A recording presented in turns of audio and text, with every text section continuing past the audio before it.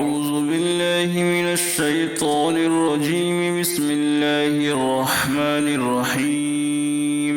يا أيها الذين أوتوا الكتاب آمنوا بما نزلنا مصدقا لما معكم من قبل أن نطمس وجوها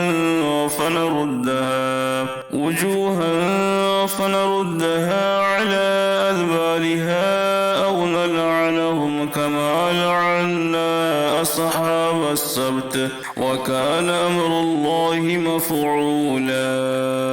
إن الله لا يغفر أن يشرك به ويغفر ما دون ذلك لمن يشاء ومن يشرك بالله فقد افترى إثما عظيما. ألم تر إلى الذين يزكون أنفسهم بل الله يزكي من يشاء ولا يظلمون فتيلا. انظر كيف يفترون على الله الكذب وكفى به إثما مبينا.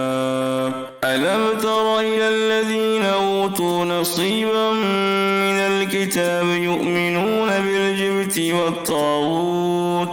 والطاغوت ويقولون للذين كفروا هؤلاء أهدى من الذين آمنوا سبيلا. أولئك الذين لعنهم الله ومن يلعن الله فلن تجد له نصيرا. أم لهم نصيب من الملك فإذا لا يؤتون الناس نقيرا. أم يحسدون الناس على ما آتاهم الله من فضله فقد آتينا آل إبراهيم الكتاب والحكمة وآتيناهم ملكا عظيما. فمنهم من آمن به ومنهم من صد عنه وكفى بجهنم سعيرا. إن الذين كفروا بآياتنا سوف نصليهم نارا كلما نضجت جلودهم بدلناهم جلودا غيرها ليذوقوا العذاب. إن الله كان عزيزا حكيما. والذين آمنوا وعملوا الصالحات سندخلهم جنات تجري من تحتها الأنهار خالدين فيها أبدا لهم فيها أزواج مطهرة وندخلهم ظلا ظليلا. إن الله يأمركم أن تؤدوا الأمانات إلى أهلها وإذا حكمتم بين الناس أن تحكموا بالعدل. إن الله نعم ما يعظكم به.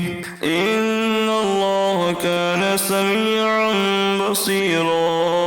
يا أيها الذين آمنوا أطيعوا الله وأطيعوا الرسول وأولي الأمر منكم فإن تنازعتم في شيء فردوه إلى الله والرسول إن كنتم تؤمنون بالله واليوم الآخر ذلك خير وأحسن تأويلا.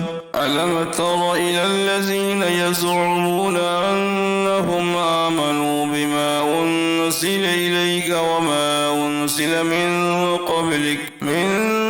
قبلك يريدون أن يتحاكموا إلى الطاغوت وقد أمروا أن يكفروا به ويريد الشيطان أن يذلهم ضلالا بعيدا. صدق الله